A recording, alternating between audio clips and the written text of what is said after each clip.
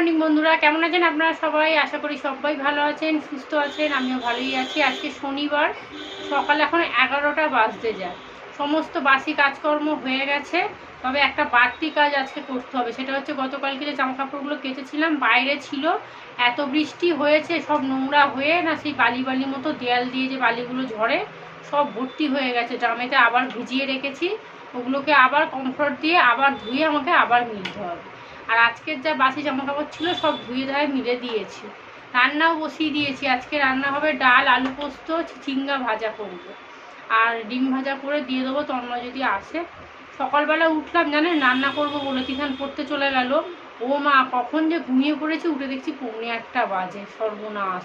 তন্ময় বলছে কী গো রান্না করলে না? বলছি এই বাবা আমি না ঘুমিয়ে পড়েছি। তিথান 7টার সময় পড়তে চলে গেল।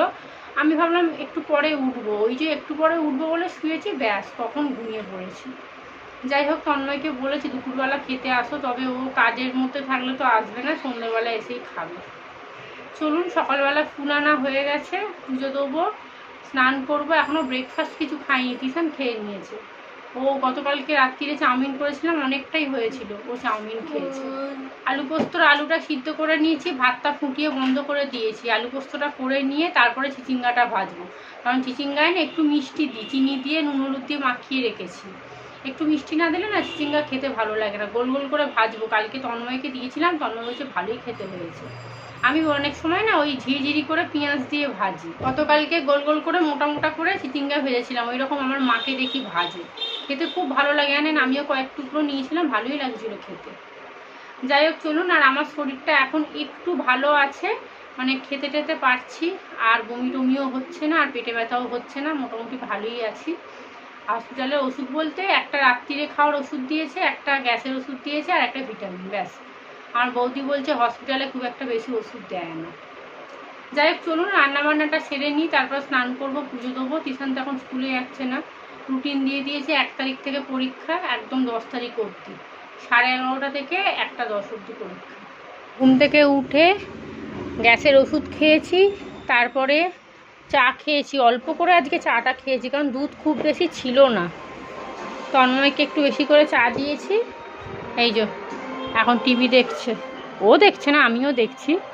এই গোপাল ভাঁড়, তারপরে ঠাকুমার ঝুলি, এগুলো সব হয় এখন 1টা অবধি। চলুন, এখন আবার গোপাল ভাঁড়ের এরকম সব দিচ্ছে, স্টোরি দিচ্ছে। আর এখানে কি কুকুরের উৎপাত হয়েছে! এই যা যা। চলুন, রান্না বান্না বসিয়ে দিয়েছি। আজকে রান্নার সেরকম ঝামেলা নেই, বাসন কটা মেজে নেবো। এই যে ভাতটা ফুটিয়ে বন্ধ করে দিয়েছি, এখানে আলু পোস্তর আলুটা সিদ্ধ করে নিয়েছি, আর এখানে পোস্ত, আর এই যে একটু বেশি করে পেঁয়াজ কেটেছি, পোস্তর মধ্যে দেব, আর পেঁয়াজ দিয়ে মুসুর ডাল করব। আর আজকে সকাল থেকে মেঘলা হয়ে আছে, এখন একটু রোদের মুখ দেখা গেছে। যাই হোক চলুন, বাসন কোসনগুলো মেজে নিই, রান্নাটাও করে নিই। মানে এত গরম লাগছে না, বাসি নাইটিটা ছেড়েছি, কতক্ষণ হবে, 1.5-2 ঘন্টা হবে, তার মধ্যেই ভালো নাইটি পুরো ভিজে চপচপে হয়ে গেছে। এদিকে ভাতটা বসিয়ে দিয়েছি, এবারে আলু পোস্তটা বসিয়ে দিচ্ছি। পেঁয়াজটা একটুখানি ভেজে নিয়েছি, তারপরে আলুটা দিয়ে দিলাম, অল্প করে নুন হলুদ দিয়ে একটু ভাজা ভাজা করে তারপর পোস্তটা দিয়ে দেবো। আর অনেকে আলু পোস্ত না শুধু করে কালো জিরে দিয়ে, মানে নিরামিষ আলু পোস্ত যেটা বলে আর কি, কিন্তু আমি আবার আলু পোস্ত পেঁয়াজ দিই। আগে আমিও না পেঁয়াজ দিতাম না, আমি এখানে এসে এই পেঁয়াজ দিয়ে আলু পোস্তটা খাওয়া শিখেছি। আমার শাশুড়ি মাকে দেখতাম আলু পোস্ত করলেই না পেঁয়াজ দিত, বলছে বৌমা একদিন পেঁয়াজ দিয়ে খেয়ে দেখো, খুব ভালো লাগে খেতে। সত্যিই তাই, জানেন যেদিন থেকে পেঁয়াজ দিয়ে আলু পোস্ত করছি সেদিন থেকে এত খেতে ভালো লাগে। আর একটু শুকনো শুকনো করতে হবে। 2টো কাঁচা লঙ্কা চিড়ে দিয়ে দিয়েছি, পোস্তটা দিয়ে দিলাম। এইবারে অল্প করে জল দেবো যাতে পোস্তটা একটুখানি ফোটে, আর শুকনো শুকনো করে নামাবার আগে অল্প করে একটু সর্ষের তেল দেবো। সর্ষে আর পোস্ত এইটা নামাবার আগে তেল দিলে, সর্ষের তেল দিলে খেতে খুব ভালো লাগে। চলুন, এখানে আলু পোস্তটা বসিয়ে দিয়ে এবারে ডালটা ফোড়ন দিয়ে দেবো। আজকে রান্না বান্নার খুব একটা ঝামেলা নেই, খাওয়ার আগে গরম গরম 2টো মাছ ভাজবো আমার জন্য, ব্যস্ত আলই হয়ে যাবে। এখানে পেঁয়াজ দিয়ে মুসুর ডাল হয়ে গেছে, আর এখানে চিচিঙ্গা ভাজা বসিয়ে দিয়েছি। চিনি দিই তো ওই জন্য কড়াটা কেমন লেগে লেগে যায়। আর এদিকে রান্না বসিয়ে দিয়ে বাসনগুলো মাজছিলাম।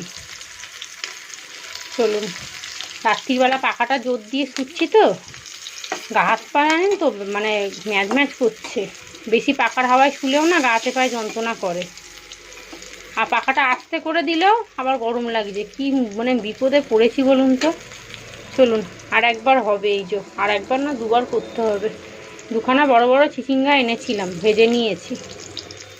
চিচিঙ্গার তরকারি করলেও ভালো লাগে জানেন খেতে, কিন্তু তন্ময় তো খাবে না, ও ভাজা ছাড়া কিছুই খাবে না। আর এই যে মাঝে মাছ দিয়েছিল, মাছ বার করেছি, 1 পিস নিয়ে নেবো, ভাজা খেয়ে নেবো ডালের সাথে। আর এখানে বাসনগুলো সব মেজেছি, আরও কয়েকটা আছে।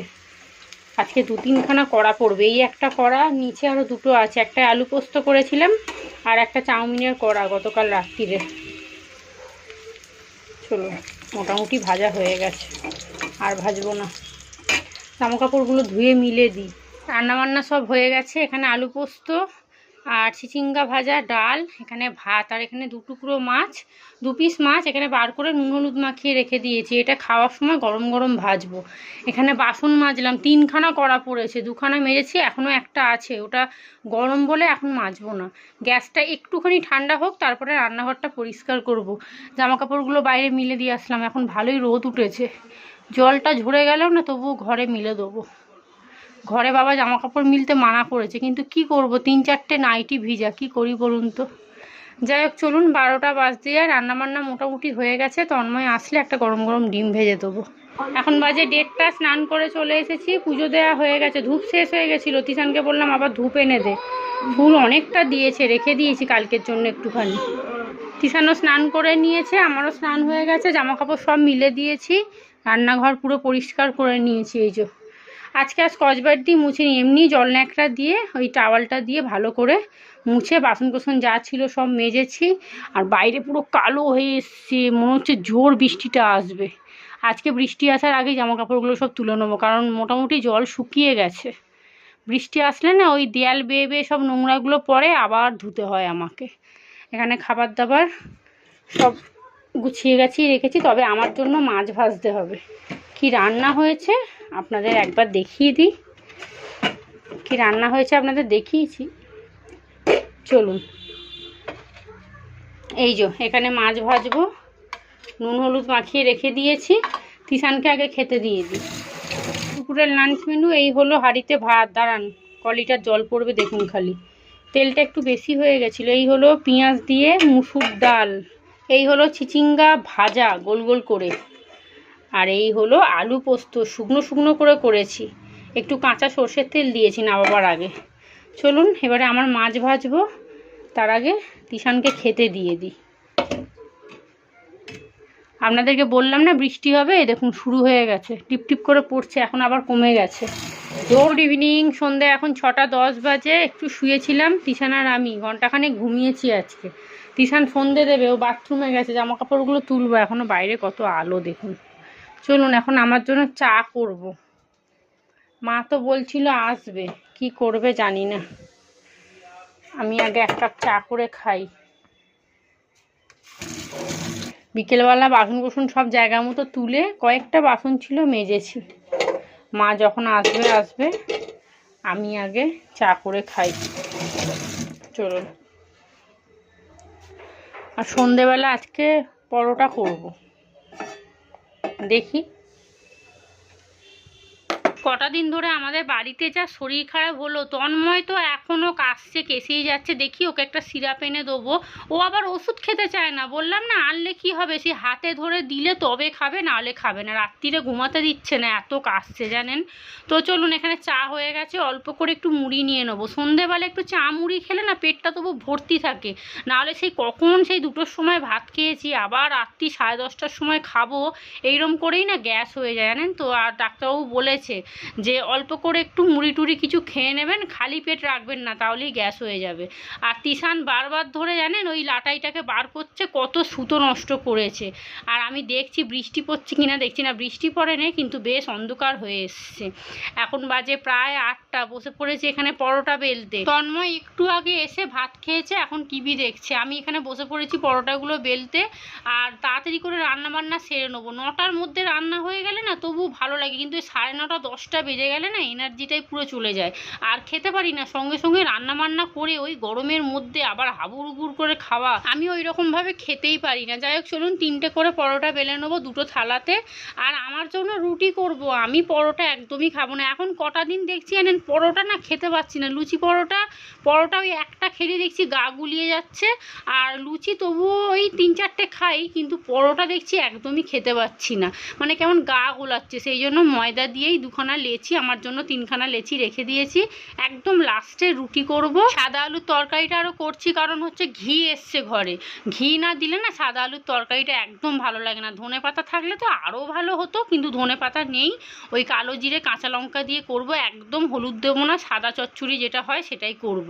চলুন এখানে পরোটাগুলো বেলে নিয়েছি, 6খানা পরোটা বেলে নিয়েছি। একটা একটা করেই এখন ভাজি। 2খানা 3খানা দিলে আনেন তো মানে ভাজাটা ভালো হয়, কিন্তু পরোটাগুলো না দেখছি খাওয়ার সময় শক্ত শক্ত হয়ে যায়। তন্ময় যে বলে না, ভুল বলে না, আমিও মাঝের মধ্যে খাই, দেখি কি চামড়ার মতো হয়ে যায়।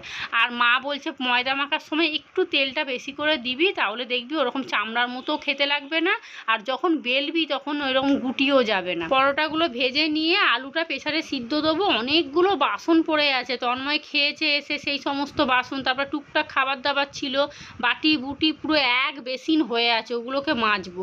আর এই মাঝের মধ্যে এনেন তো এই কাজগুলো করতে না বড্ড বিরক্ত লাগে, মনে হয় সেই একঘেয়ে কাজ। সকালবেলা ওঠো, বাসন মাজো, রান্না করো, আবার কোথা থেকে কোথায় সেই সন্ধে হয়ে যাচ্ছে, আবার রাত্রিরে রুটি করো, মানে সারাদিন যে কিভাবে কেটে যায় আমি তো বুঝতেই পারি না। আর ওই সবসময় সংসারে কাজ দিয়েই দিনটা শেষ হয়, মানে কোনো দিন আমি দেখলাম না যে একটু অন্যরকমভাবে কাটলো। আসলে কি বলুন তো, সবসময় ঘরে থাকি তো, এখন তো স্কুলটাও বন্ধ হয়ে গেছে।